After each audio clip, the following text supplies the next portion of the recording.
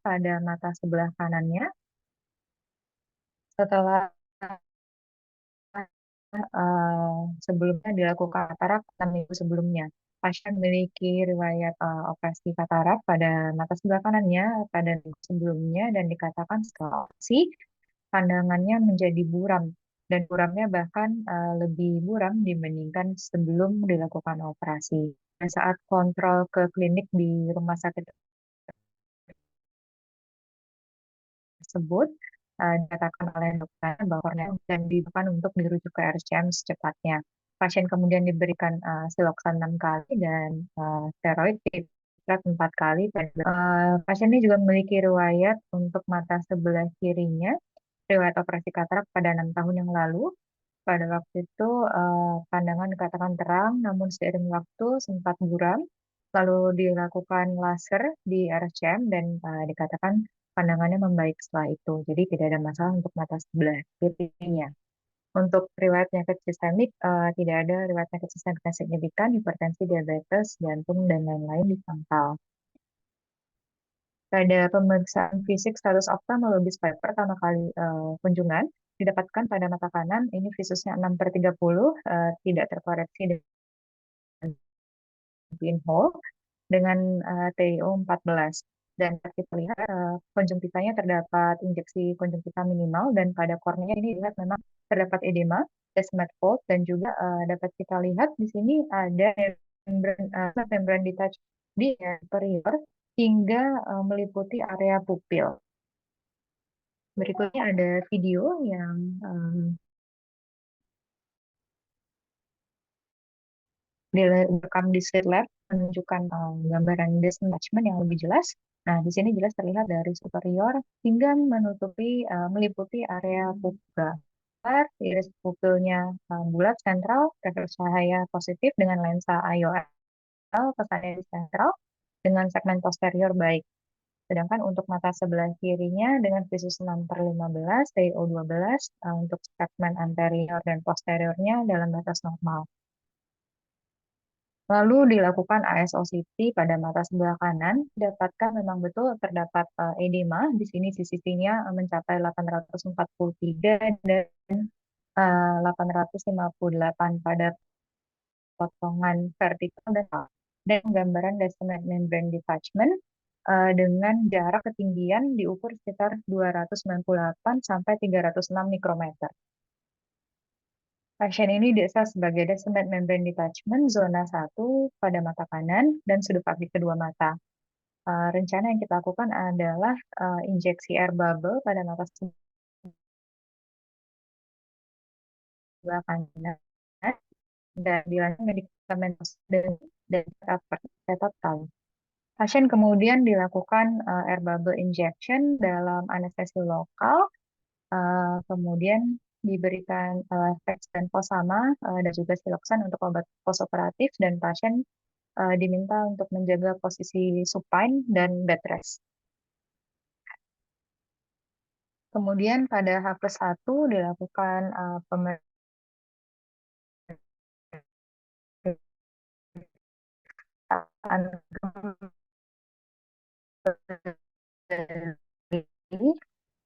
pada saat dapat 30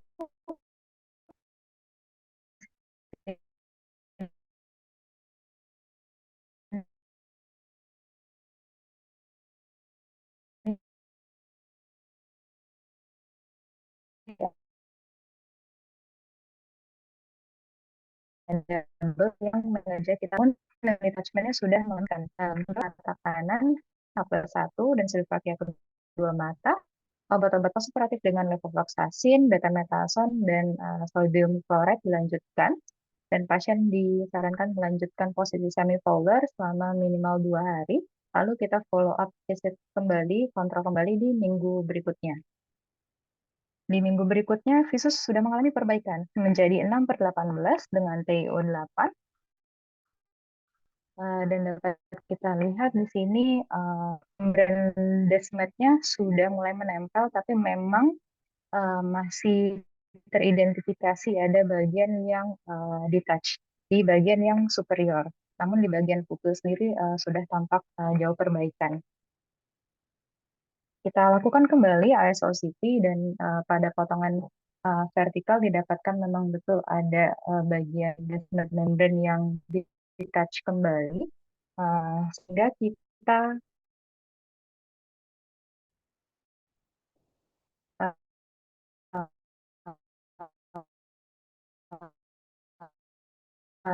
uh, juga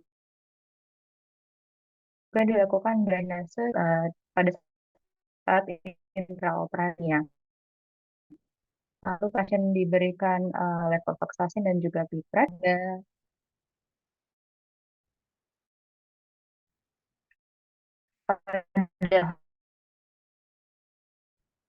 Pada hak siswa 6/30 di lantai 9 dan ada air bubble di A-nya dan dilihat bahwa dispatch improve mengalami perbaikan.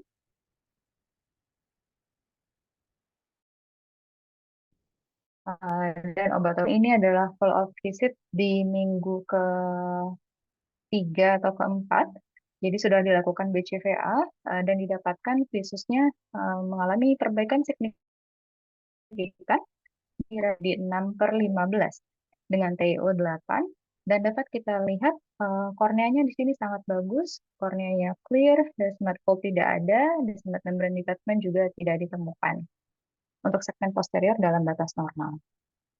Berikut adalah SOCT pada visit terakhir dapat kita lihat pada potongan vertikal maupun horizontal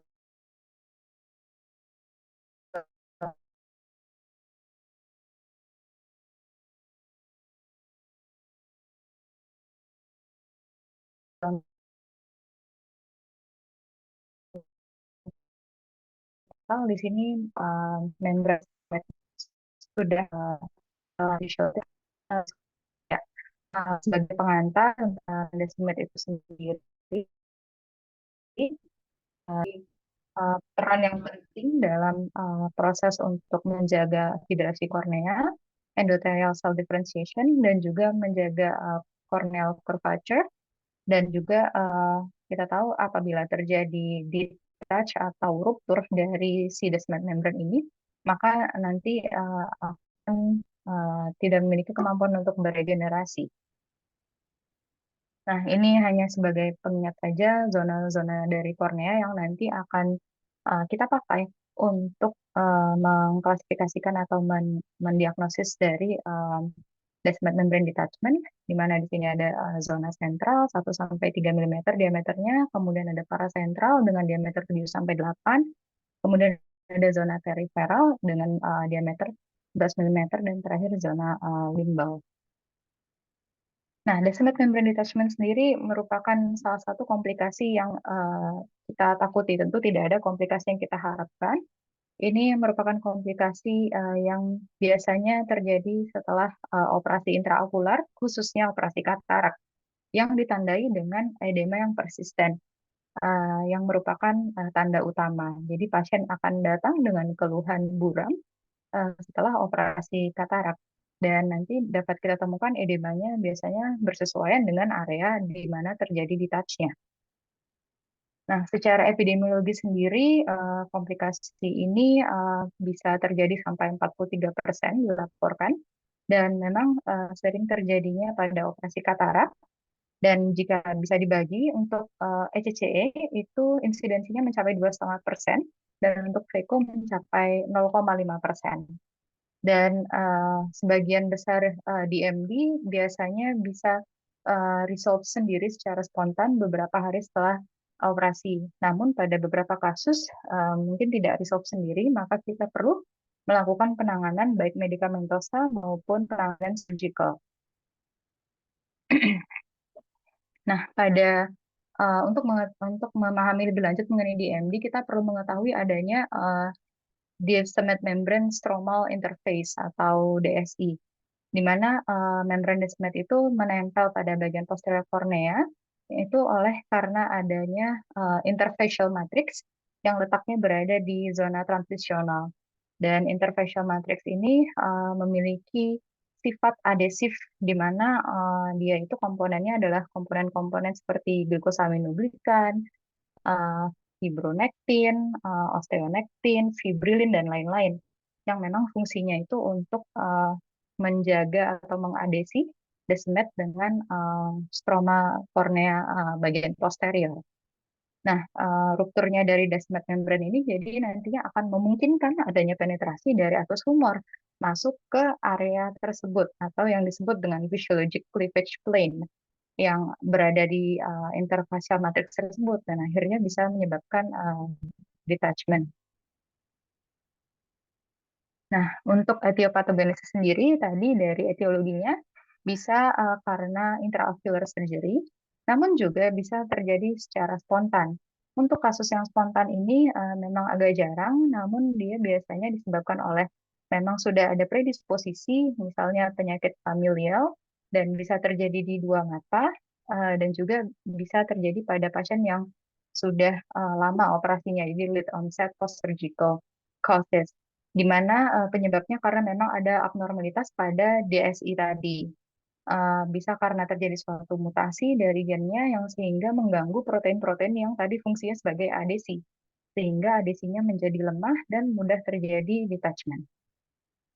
Nah, untuk faktor risikonya sendiri, dari pasiennya sendiri biasanya usia lanjut 65 tahun ke atas, kemudian mungkin sudah punya predisposisi penyakit kornea seperti corneal dystrophy atau kelainan dari DSI, atau mungkin kataraknya sangat matur, atau selama operasi pasiennya tidak kooperatif, atau biusnya kurang, atau ada riwayat trauma sebelumnya, atau memang korneanya ada kelainan seperti keratokonus. Kemudian untuk intraoperatif sendiri, misalnya insisinya yang kurang baik, atau instrumen kita penggunaan blade-nya tidak tajam, atau instrumen lainnya ketika memasukkan ke COA-nya itu tidak dalam posisi yang baik, uh, kemudian juga bisa insisinya mungkin bentuknya oblik, dan juga mungkin COA-nya dangkal sehingga menyulitkan, terutama pada surgeon-surgeon yang masih beginner, dan juga mungkin ketika memasukkan cairan-cairan atau udara seperti itu atau visco itu juga bisa salah masuknya bukan ke COA tapi malah ke area di antara stroma dan membran desmet tadi. Nah, untuk postoperatif risiko faktor risikonya biasanya kembali lagi ke familial dan genetic causes tadi. Mungkin memang sudah ada penyakit bawaan sebelumnya. Nah, kemudian untuk tanda dan gejala untuk membantu kita mendiagnosis, seperti yang sudah dijelaskan tadi, biasanya terjadi corneal edema, dan untuk pemeriksaan setelahnya bisa kita dapatkan gambaran detachment, jadi seperti ada garis gitu di bagian posterior dari korneanya, atau kalau bentuknya ekstensif, detachmentnya bisa kita dapatkan double anterior chamber. Nah, untuk klasifikasi dari DMD sendiri sebenarnya ada banyak sekali, dan makin ke sini tentu makin berkembang. Di sini ada klasifikasi oleh Samuel, McCool, Jane, Jacob, Help, dan ISOCT base oleh Sharma et al. Mungkin saya akan bahas sedikit-sedikit. Yang pertama oleh Samuel, ini dia membagi menjadi tiga berdasarkan mekanismenya. Ada yang aktif karena adanya dorongan, kemudian pasif karena adanya tarikan, dan yang ketiga, karena adanya perbedaan elastisitas antara parenkim dan si membran detachment-nya, sehingga si membran detachment-nya itu akan berbentuk seperti tergulung gitu atau folds dibilangnya. Nah, kemudian yang cukup umum juga dipakai ada klasifikasi dari Merkel. Ini dibagi menjadi dua golongan secara umum, ada yang planar dan non-planar. Planar artinya adalah perpisahan antara descendant membran dengan stromanya itu jaraknya kurang dari 1 mm. Sedangkan non-planar itu lebih dari 1 mm. Oleh karena itu penting sekali untuk kita menggunakan isosity dan mengukur jarak dari stroma dan juga si descendant membrannya itu. Karena planar dan non-planar ini memiliki prognosis yang berbeda. Untuk planar tentu prognosisnya lebih baik dan bahkan pada beberapa kasus tanpa perbaikan bedah pun yang planar ini bisa memberikan hasil yang baik. Lalu untuk planar dan non-planar sendiri nanti akan dibedakan lagi menjadi peripheral detachment dan kombinasi antara peripheral detachment dan central detachment. Nah, untuk klasifikasi berikutnya lagi ada lagi oleh Jain. Ini dia membagi menjadi tiga berdasarkan luasnya dari area yang mengalami detachment. Ada mild, moderate, dan juga severe. Kalau mild kurang dari 25% dan letaknya di perifer, kalau moderate itu 25-50% dan di perifer, sedangkan severe itu lebih dari 50% dan melibatkan sentral dari kornea itu sendiri. Dan menurut Jain dan teman-temannya, ini didapatkan bahwa uh, perbaikan atau repair dengan menggunakan udara itu memberikan hasil anatomi dan fungsi yang lebih baik dibandingkan dengan penggunaan gas C3F8 karena tidak didapatkan adanya komplikasi berupa pupillary block. Nah, kemudian ada lagi klasifikasi menurut Jacob dan kawan-kawan. Jacob et al. Ini mengklasifikasi menjadi 4 kelompok. Jadi kalau kita lihat ini mirip seperti retinal detachment. Jadi ada rhegmatogenous, ada tractional, ada bullous dan kompleks. Nah, di sini dibedakan sambil bisa dilihat pada gambar ya. Untuk Jacob ini dia membedakan berdasarkan karakteristik atau dari penyebabnya juga. Jadi kalau rhegmatogenous sesuai namanya, jadi memang ada tarikan, ada dialisis begitu dari si descemet membrannya. Sedangkan untuk tractional ini kemungkinan ada komponen fibrotik di membran descemetnya tersebut sehingga menyebabkan tractional juga. Lalu ada juga yang bentuknya bullous, jadi dia tidak ada area breaknya. Jadi dia hanya di touch saja, tapi tidak ada area breaknya. Oleh karena itu nanti penanganannya juga berbeda. Sedangkan untuk yang kompleks ini descemet detach yang bentuknya ada roll atau bergulung seperti yang tadi di klasifikasi yang sebelumnya. Jadi ini agak lebih kompleks dan lebih sulit. Biasanya bisa didapatkan pada kasus pasca DMEK. Nah, untuk Jacob sendiri sebenarnya ada algoritmanya. Ini mungkin bisa dibaca nanti, mungkin bisa kita bahas. Selanjutnya ada health algorithm. Ini berdasarkan beberapa komponen, yakni height, extent, length, dan korelasinya dengan pupil. Jadi diukur height-nya nanti bisa dibedakan ada kurang dari 100, 100 sampai 300, dan lebih dari 300. Lalu chord length-nya itu nanti juga bisa diklasifikasikan kurang dari 1 sampai 2, atau lebih dari 2. Dan zonasi dari korneanya sendiri, apakah dia sentral, atau dia parasentral, atau dia periferal. Untuk kasus kita ini karena dia di tengah, di pupil, jadi kita sebut masuk sebagai zona 1. Nah, dari health algorithm ini sendiri juga bisa membantu kita untuk menentukan apakah pasien kita ini nanti akan diberikan manajemen medical saja atau perlu dilakukan surgical management. Untuk surgical managementnya sendiri nanti bisa dilakukan ada berbagai macam modalitas, namun yang paling umum digunakan tentu desmetopeksi, bisa menggunakan udara atau menggunakan gas, yang biasa digunakan ada C3F8 atau SF6.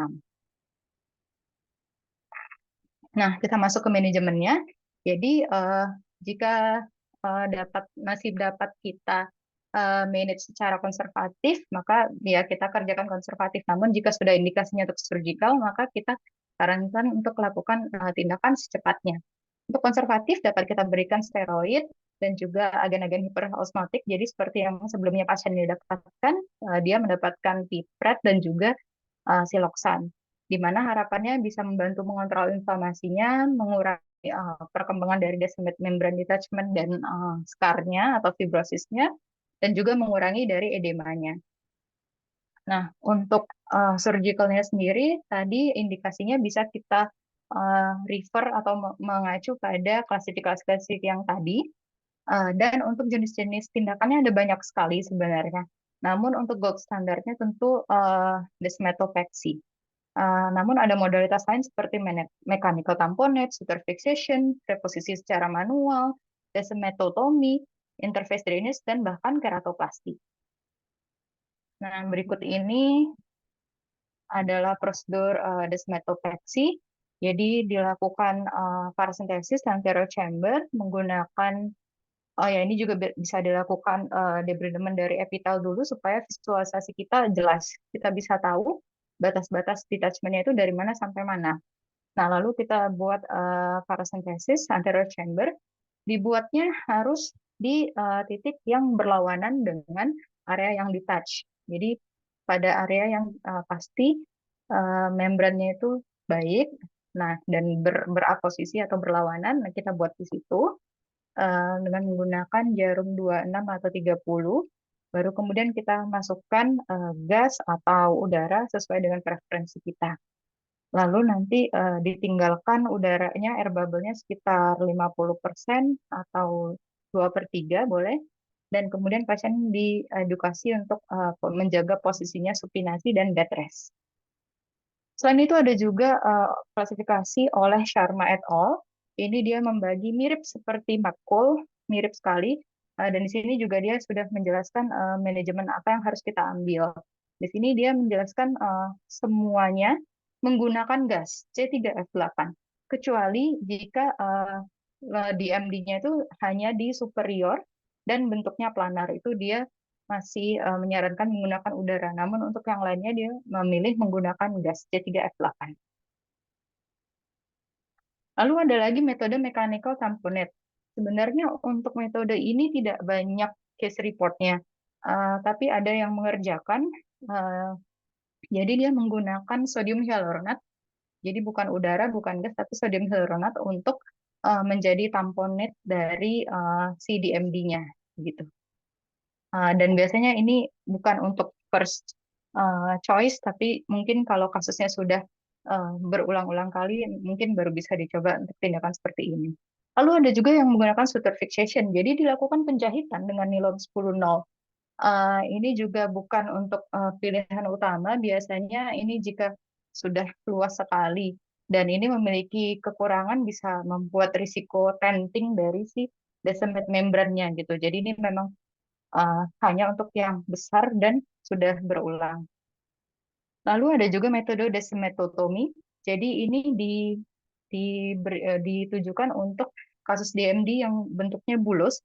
Jadi memang tidak ada break atau tidak ada area untuk mengeluarkan drainase dari cairannya. Jadi kita akan melakukan descematotomy. Jadi dibuat area luka gitu untuk mengeluarkan atau sebagai drainase dari cairan. Lalu ini interface drainage.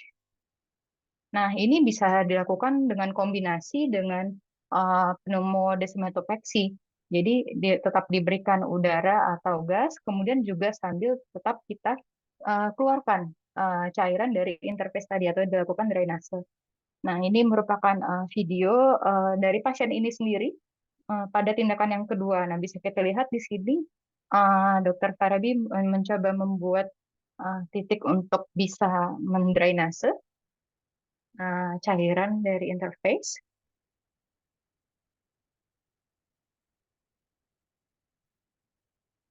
Tentunya sebelumnya diidentifikasi dulu area descent detach-nya di mana. Nah, lalu coba dilakukan drainase dengan lembut, dan terakhir dipasang BCL juga. Nah, take home message-nya adalah untuk setiap kasus DMD, kita harus approach kasus per kasus karena bisa jadi berbeda-beda dan pilihan operator atau surgeonnya bisa beda-beda menggunakan modalitas apa. Dan visual outcome yang bagus tentu bisa dicapai dengan tata laksana yang sesegera mungkin.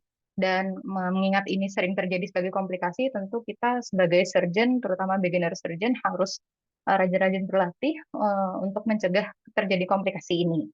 Dan pneumatic descematopeksi sejauh ini merupakan gold standar untuk kasus-kasus DMD.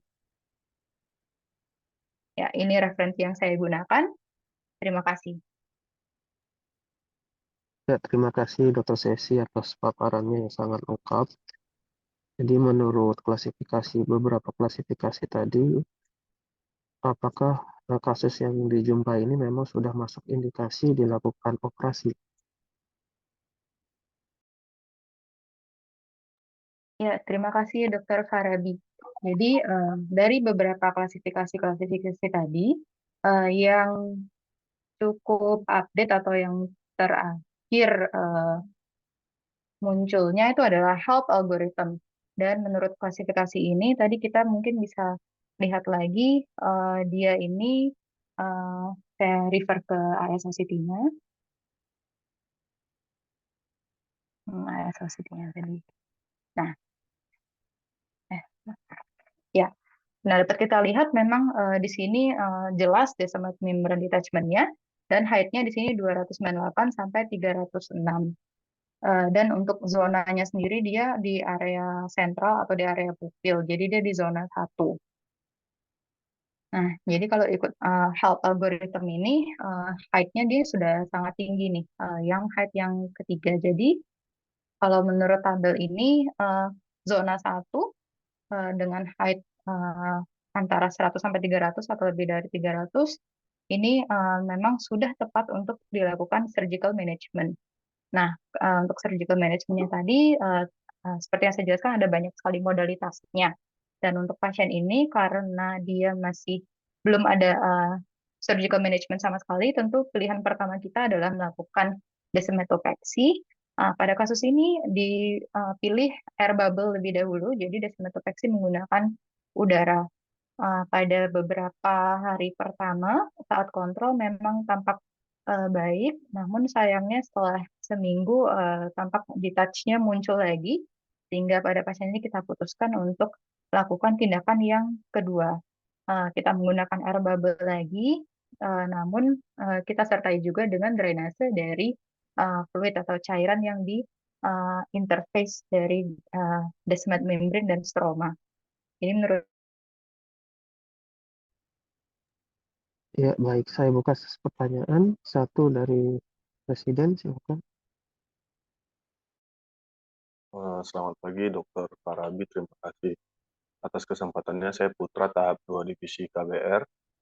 Terima kasih, Dokter Sesi, atas presentasinya. Izin saya mau menanyakan pertanyaan terkait descendant membrane detachment.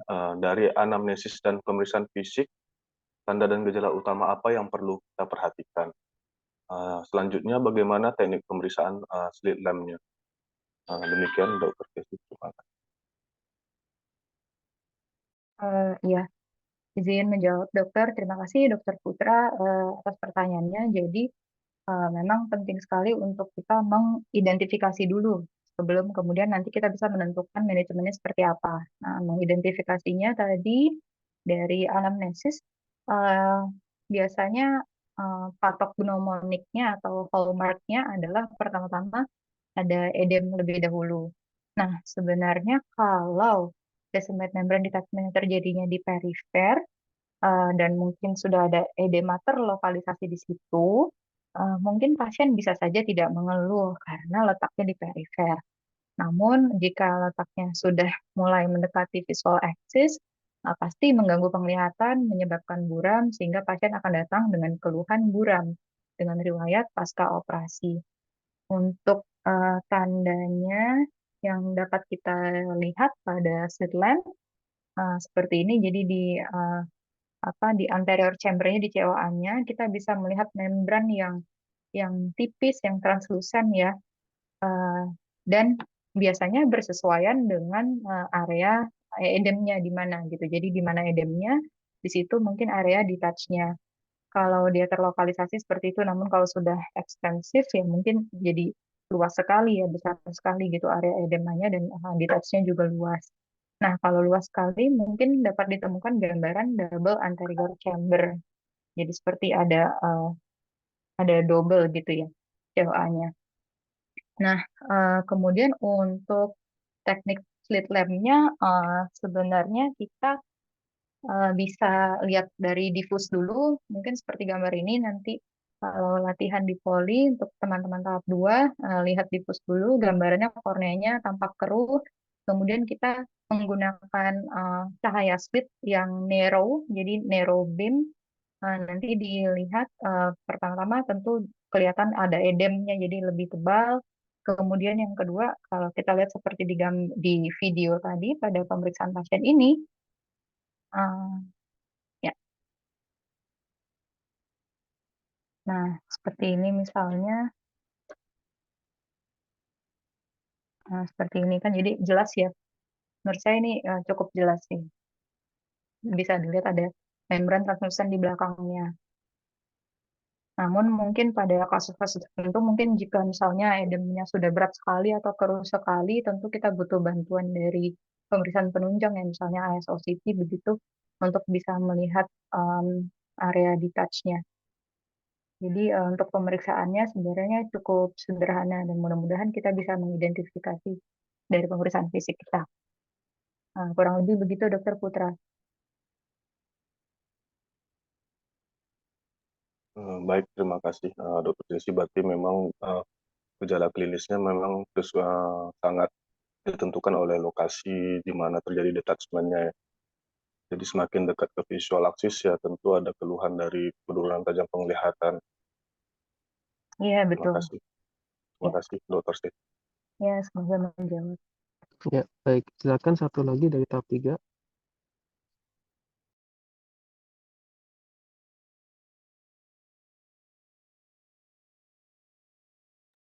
Baik, terima kasih Pak Dokter.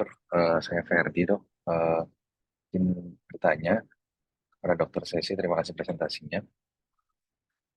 Tadi sudah dijelaskan bahwa ada untuk surgery, jadi ada dua modalitas ya. Jadi bisa dengan air atau bisa dengan gas.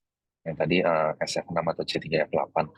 Jadi untuk penggunaan gas dan udara tersebut, bagaimana untuk efikasi dan safety-nya, Dokter Sesi? Eh, Mungkin itu dokter pertanyaannya. Terima kasih. Iya, terima kasih Dr. Ferdi izin menjawab, Dok.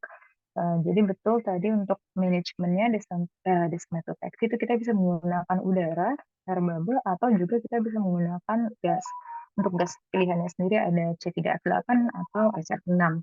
Nah, eh, biasanya kita akan untuk terapi pertama, biasanya kita akan memilih dengan udara lebih dahulu. Sebenarnya kalau kita lihat lagi ke algoritma atau ke klasifikasi, mungkin tiap autor bisa punya cara yang berbeda-beda. Misalnya ini Sharma et al, dia lebih cenderung menggunakan gas ini. Semua jenis dia gunakan gas kecuali yang superior dan bentuknya planar itu dia menggunakan udara.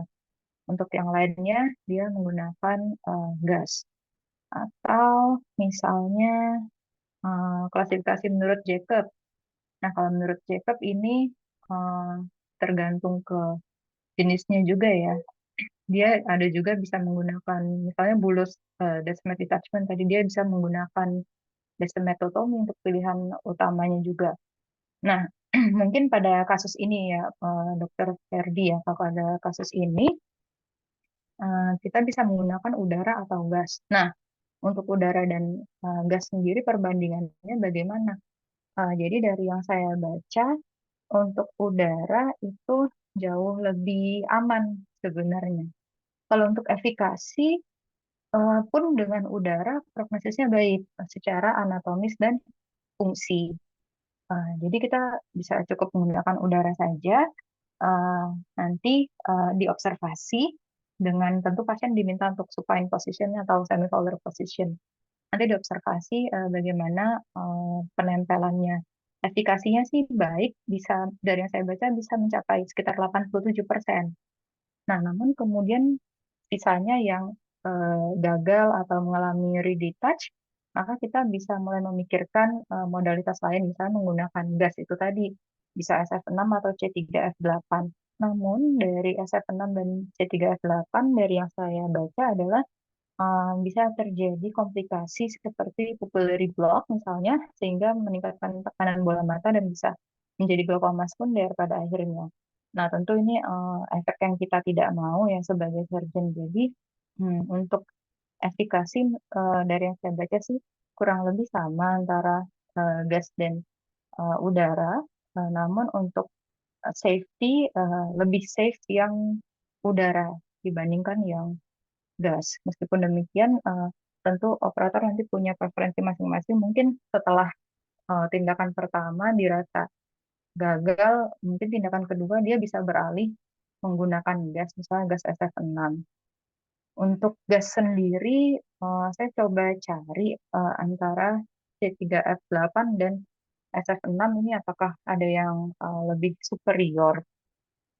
Dari yang saya baca, eh, tidak ada yang gamblang menjelaskan, namun yang lebih sering digunakan adalah yang SF6 karena dirasa efikasinya lebih baik dan untuk komplikasinya lebih rendah dibandingkan dengan yang C3F8. Mungkin itu Dokter Ferdi.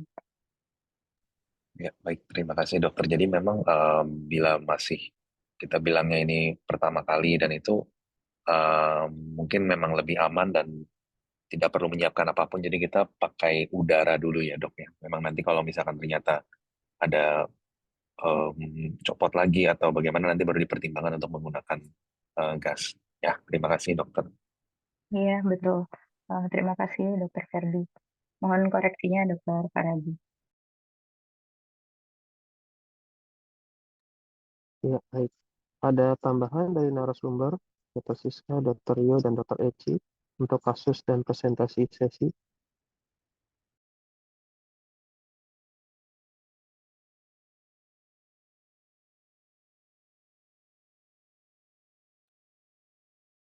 Kalau tidak, saya tambahkan sedikit dari presentasinya bahwa udara memang kalau dibilang efektivitasnya kurang, ya bisa aja karena udara itu hanya bertahan 2 hari.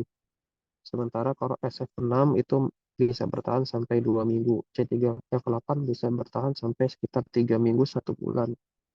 Jadi pasti udara akan lebih singkat masa kerjanya.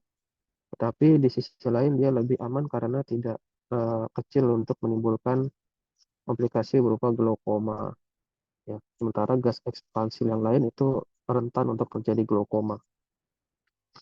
Kemudian tadi hmm, untuk penjahitan, kalau sudah refraktor, sudah tidak bisa nempel terus, ya terpaksa harus dijahit. Dijahitnya dengan benang yang biasanya untuk menjahit apa itu iris untuk pupiloplasti, ya, yang jarum panjang, nilon 10-0 atau prolan 10-0 yang jarum panjang. Jadi masuknya dari dalam ke arah luar dan sebaliknya. Jadi terkena itu bagian yang copotnya dan ditempelkan ke stroma. Itu kalau sudah refraktor berkali-kali dengan cara yang biasa tidak berhasil. Terus coba lihat gambar ISOCT-nya.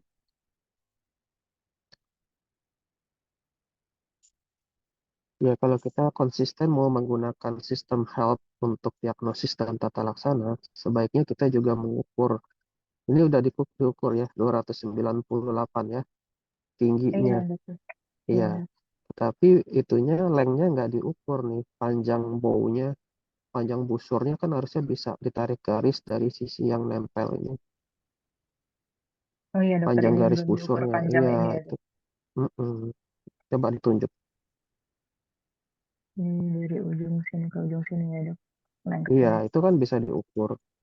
Jadi konsisten kalau kita mau mengerjakan atau panduannya berdasarkan sistem itu ya kita harus ukur lengthnya. Jadi nanti bisa di grading dan nanti diputuskan ini harus operasi atau bisa konservatif, ya kan? Tapi prinsipnya kalau coba lihat tabelnya HELP tadi. Kalau zona 1 atau zona 2 kayaknya banyaknya operasi ya. Coba lihat tabelnya. Nah, ini surgical manajemen, lihat zona 1, zona 2 biasanya operasi. Kecuali yang kecil sekali ya, itu bisa.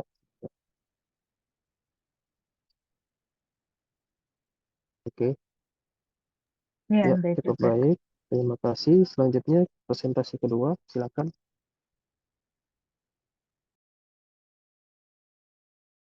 Terima kasih Dokter Farabi serta konsulen dan rekan-rekan sekalian. Izin melanjutkan presentasi berikutnya, Dok.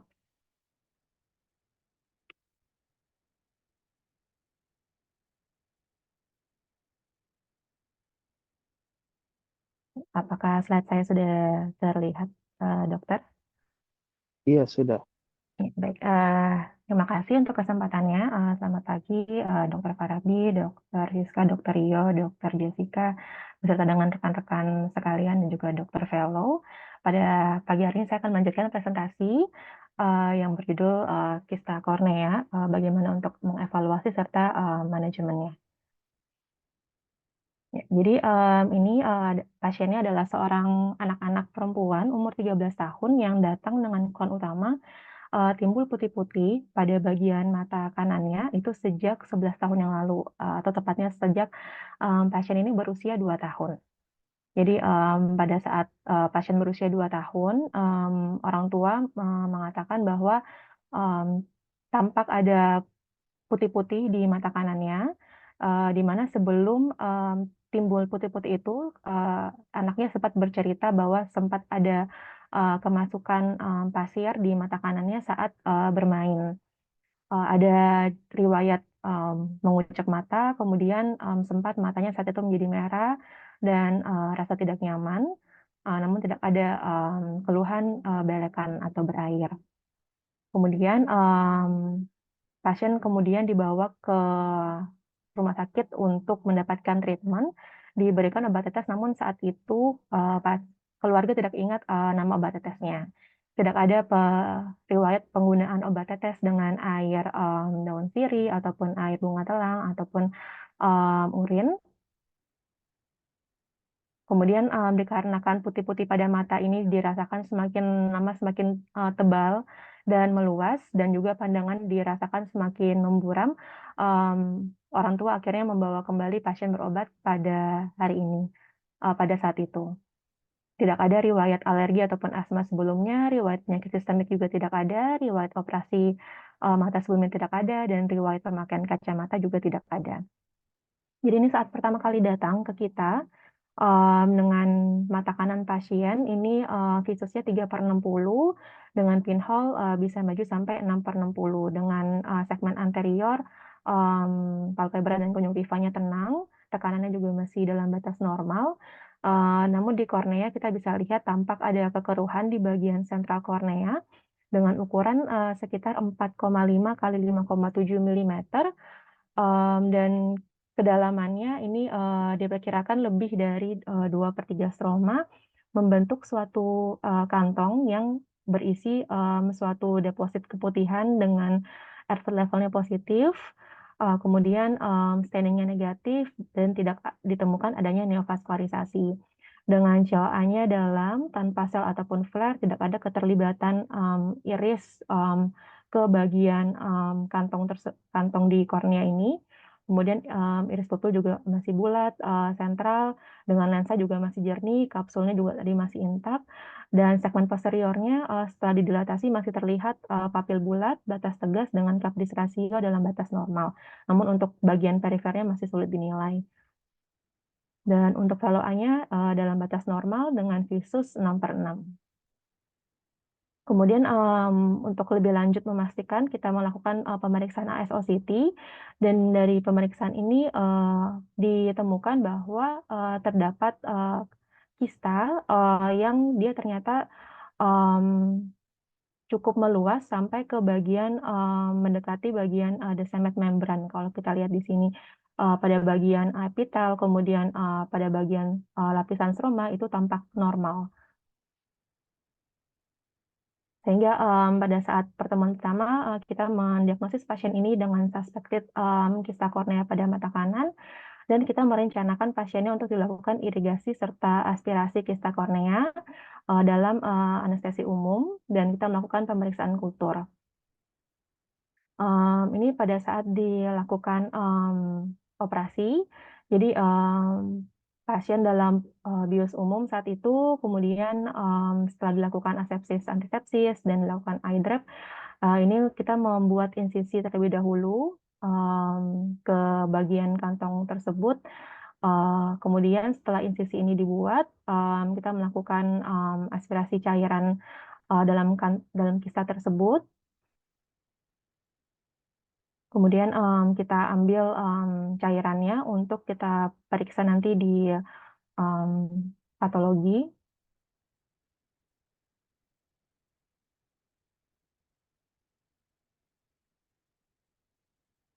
Setelah kita pastikan bahwa semua cairan ini telah teraspirasi, kemudian dilanjutkan dengan dilakukan scraping pada ruang yang tersisa ini,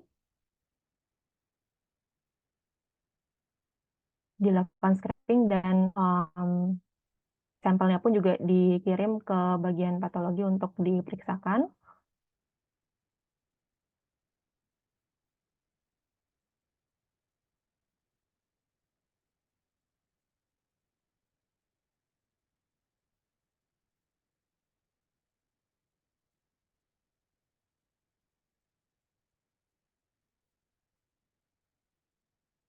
Ini setelah dipastikan bahwa tidak ada lagi cairan yang tersisa, kemudian dilakukan scraping.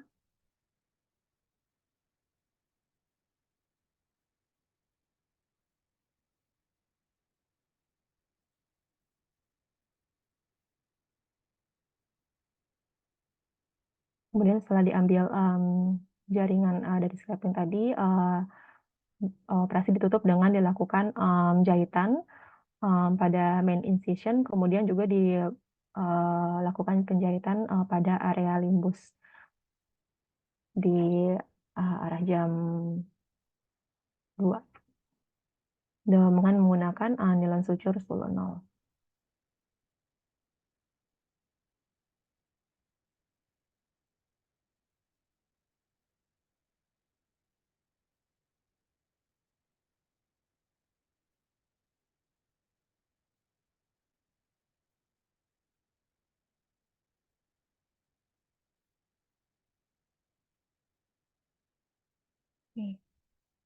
Kemudian pada saat postoperatif diberikan levofloxacin serta prednisolon asetat eye drop.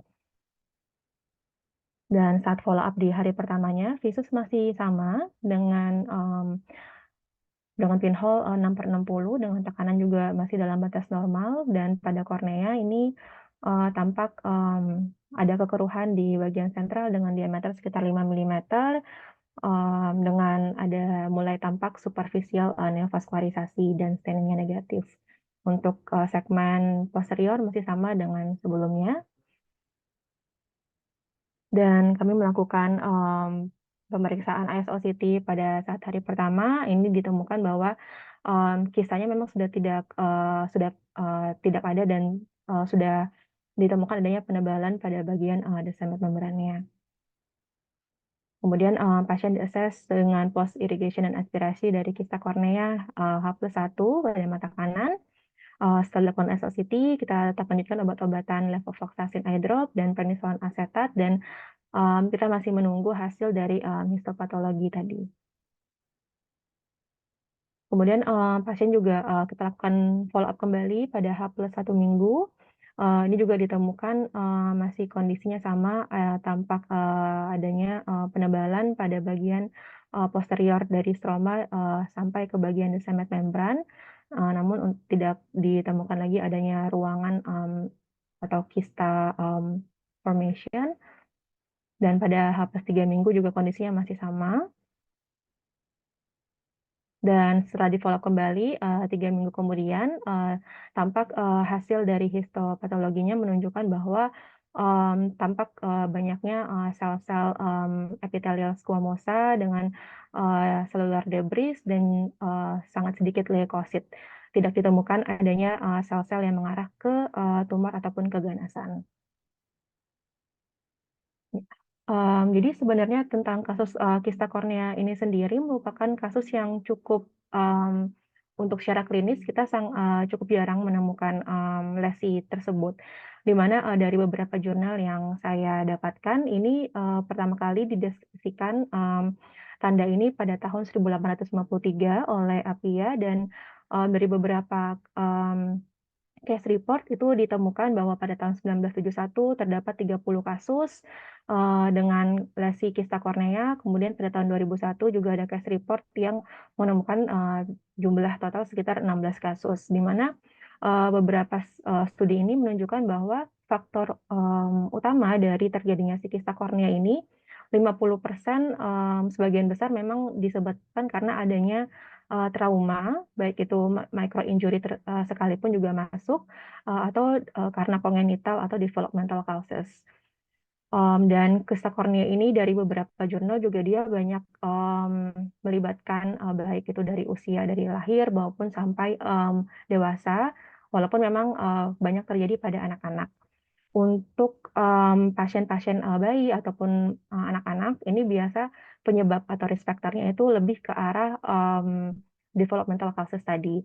Sedangkan kalau misalnya pada remaja ataupun pada orang dewasa itu kebanyakan penyebab atau risk factor-nya adalah karena adanya trauma.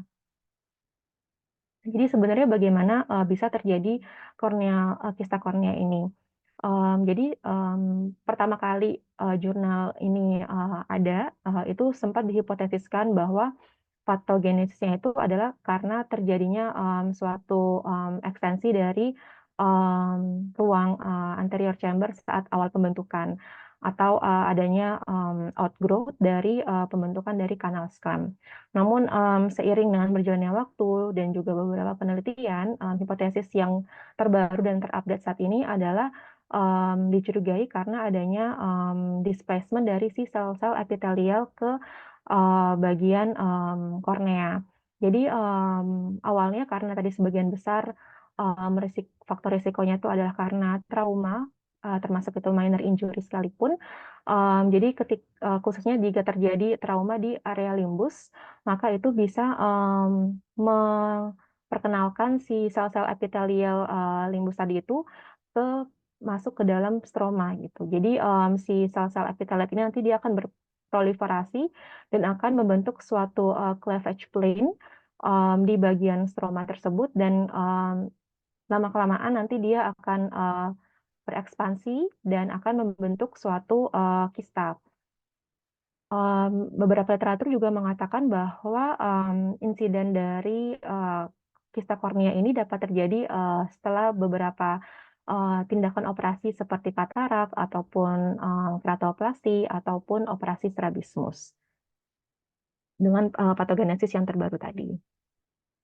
Jadi secara klinis bagaimana? Jadi tanda dari kista kornea ini memang dia beberapa case report ini menyebutkan mostly dia unilateral sifatnya, dengan bentuknya dia bisa sirkular, bisa oval ataupun loculated, tapi jarang, di mana dia berisi debris-debris nekrotik, dan kadang-kadang dia disebut dengan pseudohypopion karena muncul tampak seperti fluid level.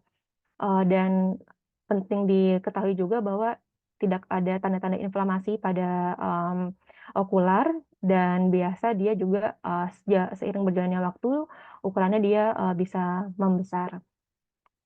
Untuk pemeriksaan pastinya atau pemeriksaan penunjangnya yang sering dilakukan adalah pemeriksaan ISOCT terhadap lesi tersebut, di mana pada findingnya kita bisa menemukan adanya suatu lesi di intrastromal. Kebanyakan dari beberapa literatur yang saya baca, dia banyak ditemukannya di intrastromal dengan membentuk suatu kantung membentuk kista, di mana dia ini memiliki batas yang cukup tegas dengan refraktivitasnya yang seragam di semua arah. Nah, untuk treatmentnya sendiri bagaimana? Jadi treatmentnya sendiri ini sebenarnya kita fokusnya lebih ke arah konservatif saja. Namun bisa kita pertimbangkan dilakukan surgical dengan tujuan adalah untuk mengeliminasi si sel-sel epitelial tadi, karena diduga tadi hipotesisnya karena pertumbuhan dari si sel-sel epitelial tadi. Jadi kita mencegah supaya pertumbuhannya itu berhenti. Jadi kita dengan surgical treatment ini diharapkan goalnya adalah untuk menghilangkan si sel-sel epitelial tadi. Ada beberapa cara yang bisa dilakukan, antara lain dengan simple aspirasi ataupun drainase seperti pada kasus ini, atau kita juga bisa melakukan eksisi pada dinding dari kistanya, seperti pada kasus ini juga tadi kita sempat melakukan scraping pada dinding dari kista. Kemudian kita juga bisa memberikan distilled water atau BSS, ataupun bisa memberikan agen-agen kimia atau krioterapi, atau bisa juga kita pertimbangkan dilakukannya keratoplasti pada pasien dengan kasus ini. Nah, untuk pilihan dari agen-agen kimia yang bisa digunakan, ini sebenarnya tujuan agen kimia ini adalah balik lagi tadi untuk mengeliminasi si sel-sel epitelial. Ada beberapa pilihan yang bisa digunakan, baik itu asam asetat 10%, iodin 1%, ataupun asam trikloroasetit dan etanol 96%. Nah, indikasi dari jadi sebagian besar memang dilakukan konservatif, namun surgical option tadi itu bisa kita pertimbangkan jika memang pasien mengeluh adanya penurunan visus yang juga lokasinya juga dia menghambat visual aksis dan dia juga semakin lama ukurannya semakin membesar. Namun beberapa literatur juga mengatakan bahwa kista kornea ini angka rekurensinya memang cukup tinggi gitu sehingga menjadi satu tantangan tersendiri juga karena rekurensi dari kista kornea ini cukup common. Walaupun sudah dilakukan surgical terapi tadi pun tetap angka rekurensinya ini juga tetap masih bisa terjadi. Nah, karena sangat jarangnya kasus ini, sehingga saya mencoba mengumpulkan beberapa contoh case report yang pernah dilaporkan yang menunjukkan tentang kista kornea ini serta manajemennya dan juga rekurensinya. Jadi ini kasus yang pertama terjadi pada anak perempuan umur 10 tahun dengan keluhan utama timbul putih-putih pada mata kirinya itu sejak pasien berusia 4 bulan. Dikatakan sih tidak ada riwayat trauma sebelumnya ataupun tidak ada riwayat operasi pada mata sebelumnya.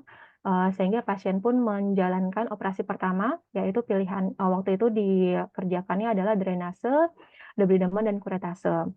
Kemudian setelah di follow up, ternyata setahun setelah tindakan operasi itu, kira-kira hampir 2 tahun ya, berarti 21 bulan, itu terjadi lagi rekurensi, terbentuk kembali kantong ataupun kista pada mata kirinya.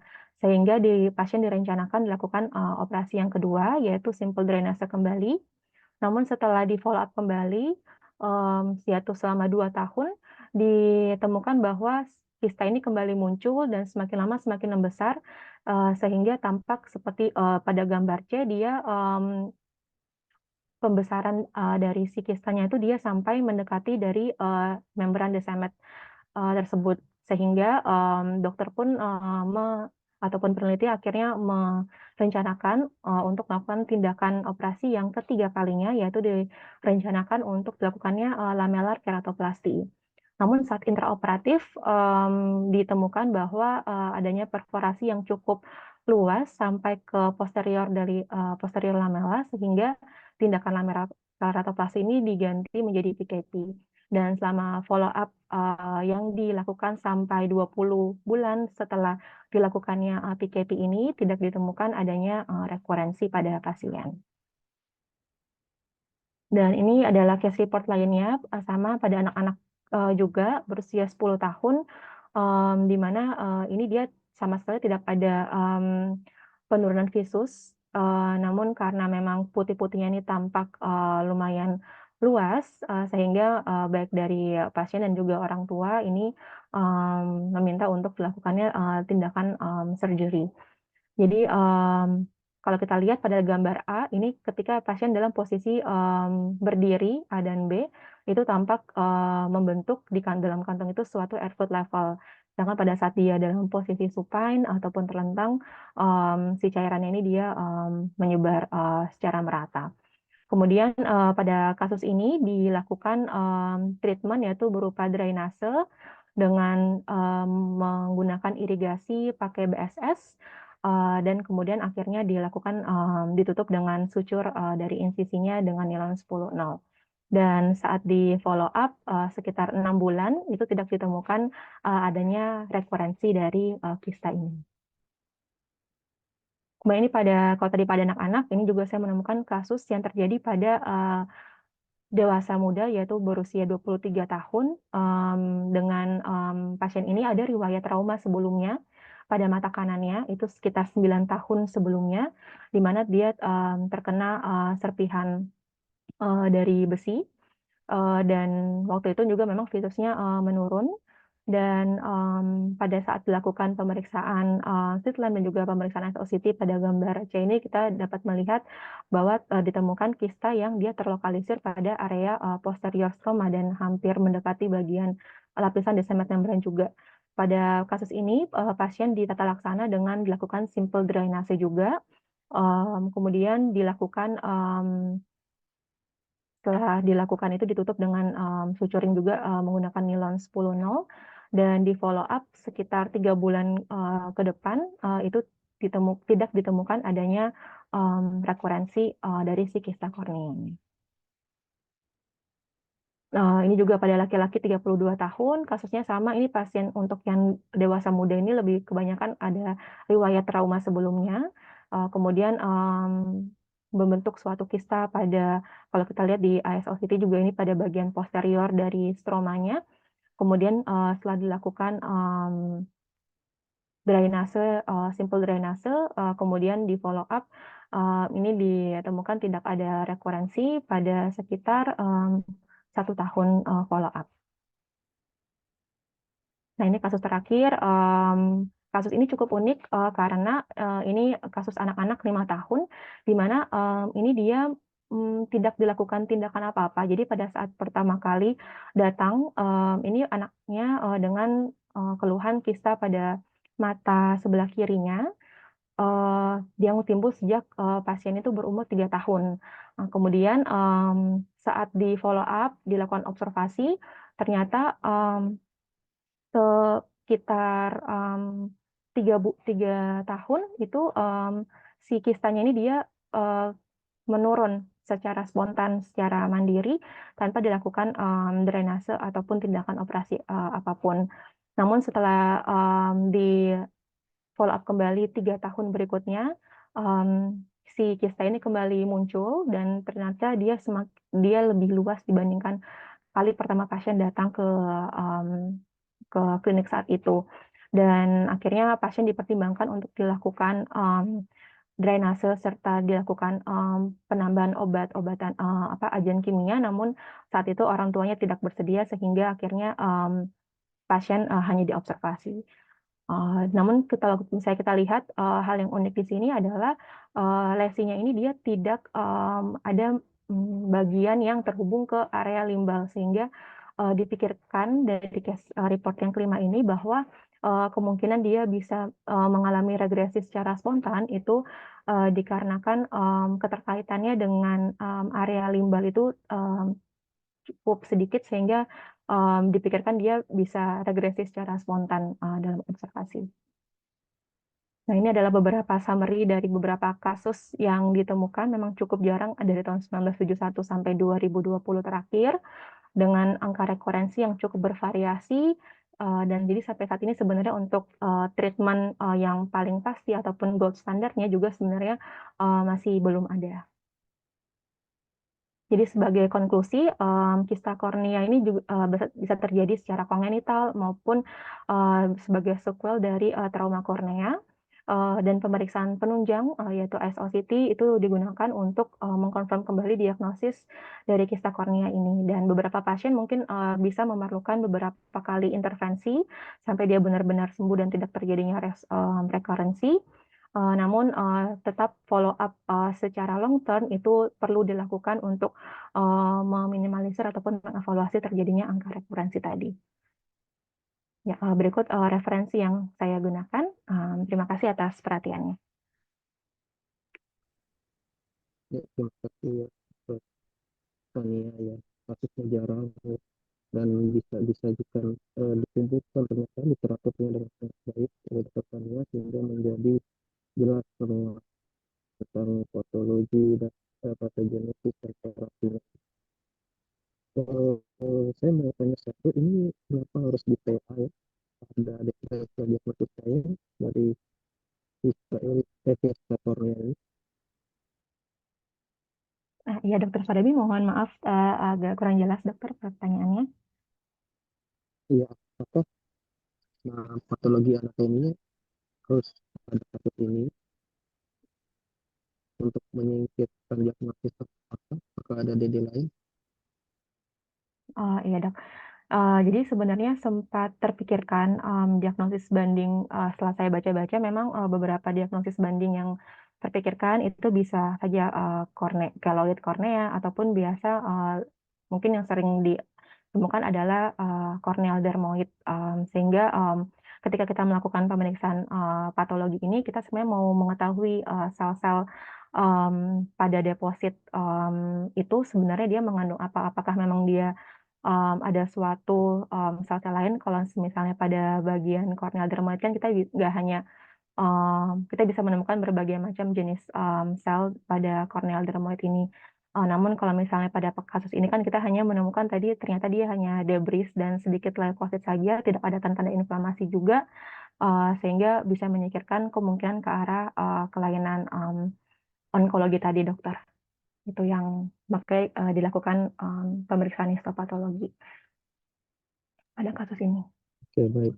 Ada pertanyaan, satu dari Rapiga, satu dari Velo. Saya persilahkan. Selamat pagi dokter. Hubungin dok dengan Dani dok. Terima kasih dokter kami atas presentasinya. Izin bertanya, pada pasien ini memang kita lihat kondisi korneanya terdapat kista.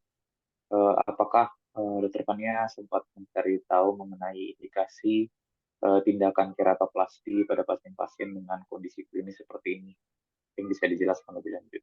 Terima kasih dokter Fania. Ya, baik. Terima kasih dokter Dani atas pertanyaannya. Jadi memang untuk kasus seperti ini kebanyakan pilihan terapinya adalah lebih ke arah konservatif.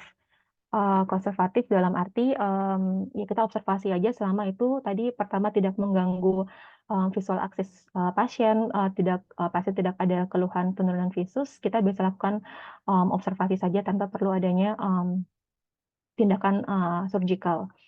Namun pilihan yang bisa kita kerjakan tadi salah satu pilihan terapi surgicalnya antara lain adalah dilakukannya keratoplasti.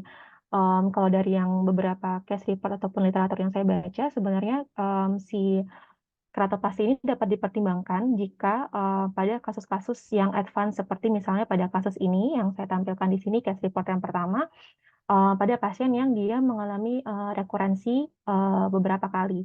Kalau pada kasus ini dia mengalami rekurensi 2 kali, sehingga dan juga dia mengganggu visual aksisnya sehingga direncanakan untuk dilakukan keratoplasti.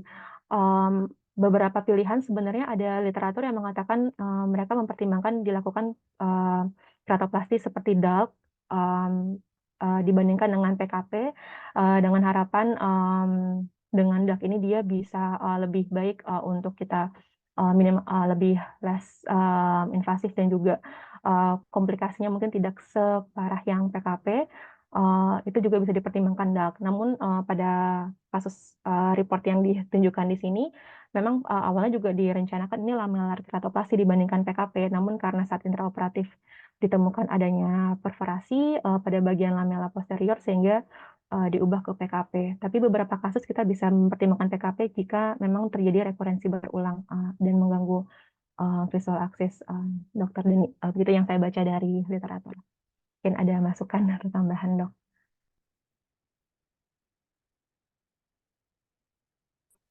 Terima kasih dokter Fania. Jadi mungkin kita pertimbangkan dari masukan fisik klinis maupun dari pemeriksaan lebih lanjut mengenai ketebalan, kemudian kedalaman kondisi kelainan korneanya, dan untuk pertimbangan keratoplasti lebih ke arah yang apabila rekurensinya berulang, kemudian kondisinya ada kebocoran seperti yang bisa disebut ya. Terima kasih dok. Iya, Mbak.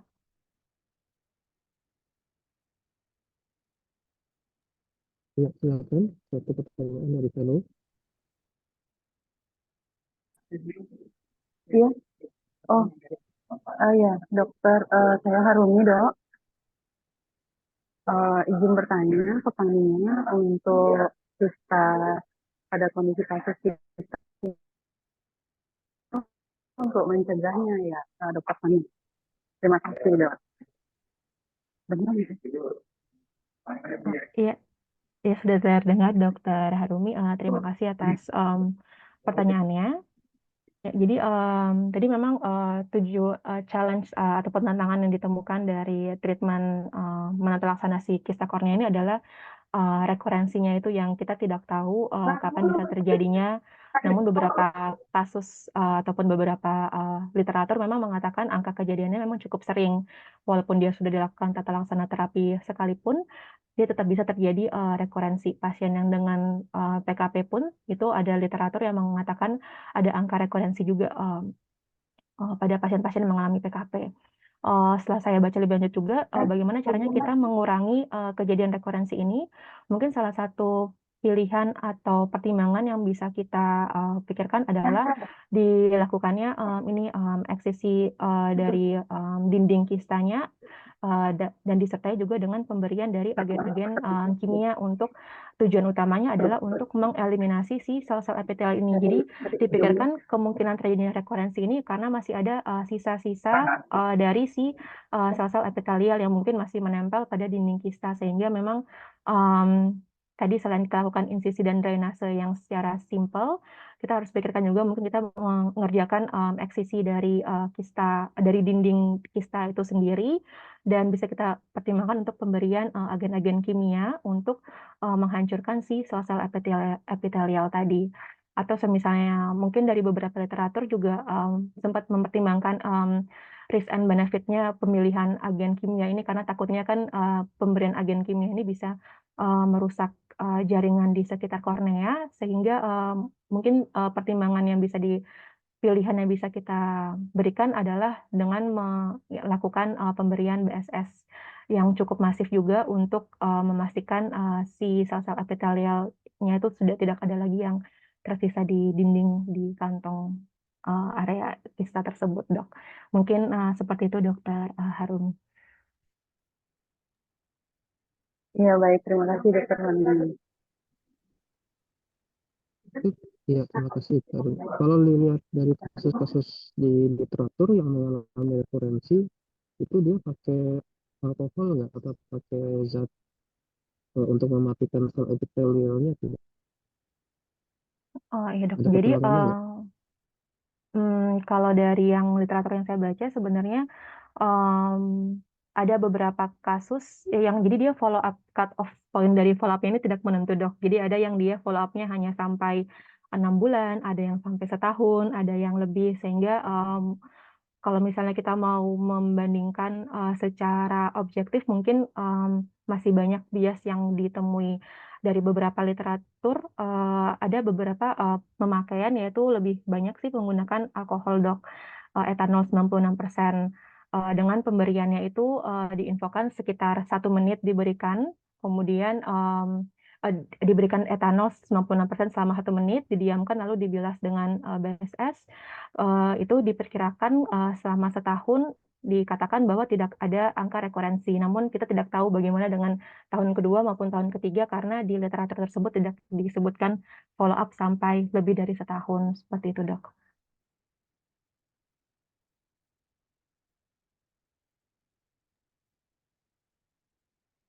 Jadi belum bisa ditarik kesimpulan ya, Iya, betul, Dok. apakah memakai alkohol itu mencegah rekurensi atau tidak. Iya, Dok. Cuma dipikirkan hipotesisnya adalah bisa meminimalisir terjadinya rekurensi itu. Namun untuk follow up-nya mungkin karena butuh follow up jangka waktu yang panjang, jadi memang masih belum bisa ditarik kesimpulan berapa lama kira-kira dia bisa mencegah terjadinya rekurensi itu, Dok.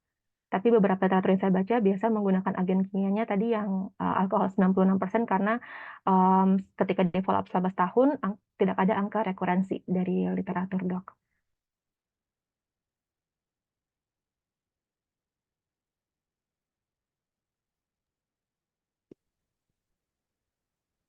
Oke, ini tindakan ada yang namanya deep lamellar endothelial keratoplasty di lab. Ini sekarang sudah ditinggalkan ya. Sebagai informasi aja, ini nenek moyangnya disek. Dulu sebelum disek itu ditemukan, mau transplant endotel bukanya dari atas. Jadi kayak mau bikin ALK atau mau bikin DALK, itu bikin pocket atau kantong di trauma, kemudian bagian bawahnya yang dibuang. Kalau dal kan sudah dibikin kantong, bagian atasnya yang dibuang, Yang dibuang ini ini. bagian bawahnya. Jadi pendekatannya intrakornea atau intrastroma ini. Kalau kalau di set kan benar-benar dari bawah kan, membuangnya atau mengeroknya itu dari bawah, dari COA. Ya, Dok. Tapi ini Terima. sekarang karena ribet, lebih mudah di set, jadi di lab ini sudah ditinggalkan. Itu sebagai informasi saja. Baik, Siap, Dokter. ada masukan dari narasumber Dr. Rio terhadap kasus ini? Dr. Siska, Dr. Eci,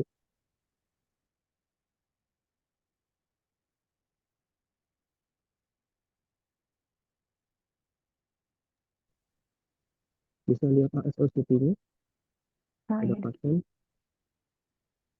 Jadi ternyata memang 10% karena trauma ya, mikrotrauma yang tidak ketahuan. Mungkin Iya, Dok. pada waktu ini juga ada trauma. Nah, kalau ada trauma biasanya kita bisa dapat petunjuk dari ASOCT-nya, kita bisa dapat faktor D-entry-nya dari si epitel itu bisa masuk. Jadi ada luka masuknya, luka tembusnya. Dapat nggak si ASOCT? Ya, dapat, Dok. Untuk port di entry-nya. Tidak terlihat ada scar ataupun ya di potongan Tapi itu horizontal. sudah dilihat sama dokter dari Jepang ya waktu itu ya. Bagaimana pendapat mereka ya? Sempat dilihat, Dok, oleh yang dari Jepang waktu itu, Dok.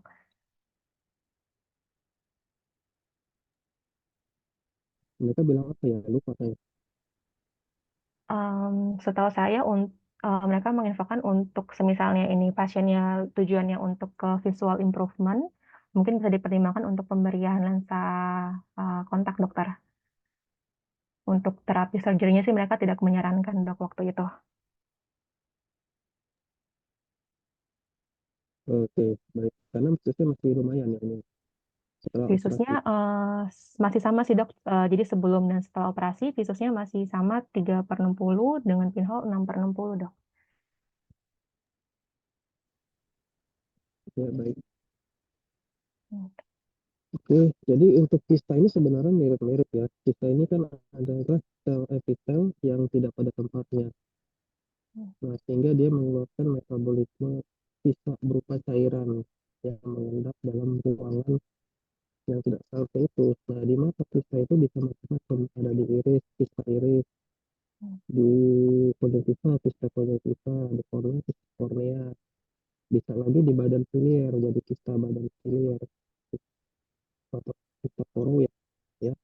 Saya pernah dapat satu kasus di Jepang, kista badan silier, itu dia irisnya seperti iris Bombay begitu, tapi ternyata di IOCT ada kista di belakang atau di posterior iris, jadi letaknya antara iris dan lensa. Nah, itu kemudian dilakukan tata laksana bedah, yaitu FPC in toto kalau nggak salah waktu itu. Jadi satu satu benjolan itu, satu mata itu dibuang, digunting. Caranya cukup rumit karena visualisasi pada saat itu tidak memungkinkan secara direct. Jadi dilakukan dengan bantuan endoskopi. Di endoskopi, probe-nya masuk ke belakang iris, lalu dengan bantuan tangan satunya itu dilakukan pengguntingan dari kista dengan makrokortex. Memang akhirnya tidak bisa utuh sih keluarnya, jadi kayak samping gitu juga dindingnya. Karena kan sulit untuk mengidentifikasi margin atau batas dari dinding kistanya kan, karena warnanya sama semua tuh di belakang iris, warnanya coklat kehitaman gitu, kayak warna badan koroid. Cuma bentuknya itu berjendol-jendol atau bola gitu ya, ada lebih dari satu, sekitar 3. Itu juga sama. Penyebabnya biasanya dari riwayat trauma atau riwayat seperti mata sebelumnya. Terus, baik, kalau tidak ada masukan lagi, tidak langsung. Kalau tidak, terima kasih untuk kesempatan dan oponen ya sudah menanyakan pertanyaan-pertanyaan yang menarik sehingga diskusi kita bisa lebih menarik ya, lebih mudah diingat, dan mudah-mudahan bermanfaat ya. Saya tutup. Terima kasih. Assalamualaikum warahmatullahi wabarakatuh. Selamat pagi. Terima kasih Mau foto Dokter dulu? Farabi. Ya, izin foto dulu dokter. Ya, Di-foto, izin. di-foto. Ya. Ya. Izin saya screenshot dokter dan rekan-rekan sekalian. 3, 2, 1. Sekali lagi. 3, 2, 1. Kemudian dilanjutkan dengan screenshot oleh dokter Sesi.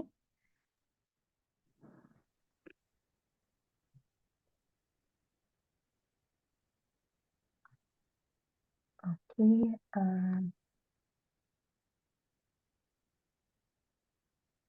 baik sebentar.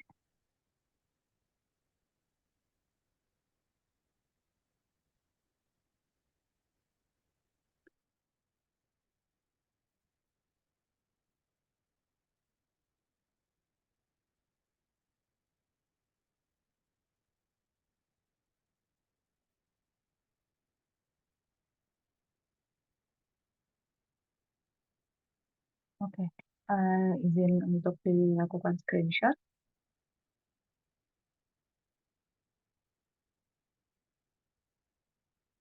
Ya, 3, 2, 1.